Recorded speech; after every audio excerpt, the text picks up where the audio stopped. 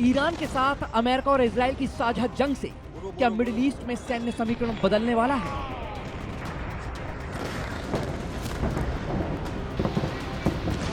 क्योंकि जंग के 6 महीने होने को हैं, लेकिन ईरान के खिलाफ जिस मकसद के लिए जंग छेड़ी गई वो अब भी पूरा नहीं हुआ।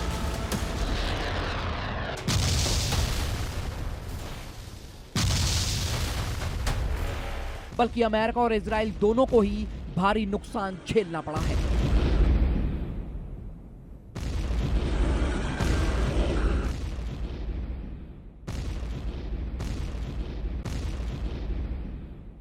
ट्रंप कहने को दावा करते हैं कि हॉर्मुज पर उनका नियंत्रण है, इसे अमेरिकी क्षेत्र भी घोषित कर चुके हैं, लेकिन साथ ही साथ हॉर्मुज पर नियंत्रण के लिए चीन और नाटो जैसे संगठनों की मदद भी मांगते हैं। दक्षिण कोरिया को फटकार लगा चुके हैं कि उसने अपने नौसैनिकों को हॉर्मुज मिशन के लिए नहीं भेजा। यूएस इजराइल पर भारी ईरान मिडिल ईस्ट में बना बड़ी ताकत।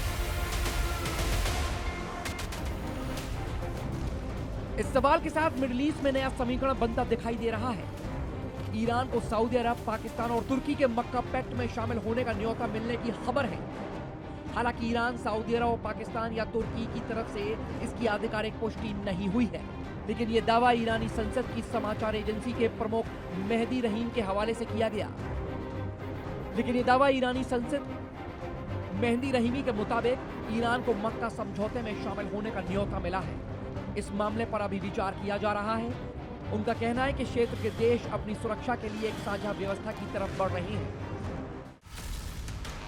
ईरान को मक्का सैन्य समझौते में शामिल होने का न्योता इसलिए अहम माना जा रहा है क्योंकि सऊदी अरब के साथ ईरान के रिश्ते सामान्य नहीं हैं, लेकिन ईरान को पैक्ट में शामिल करने पर सऊदी अरब को भी ऐतराज नहीं है।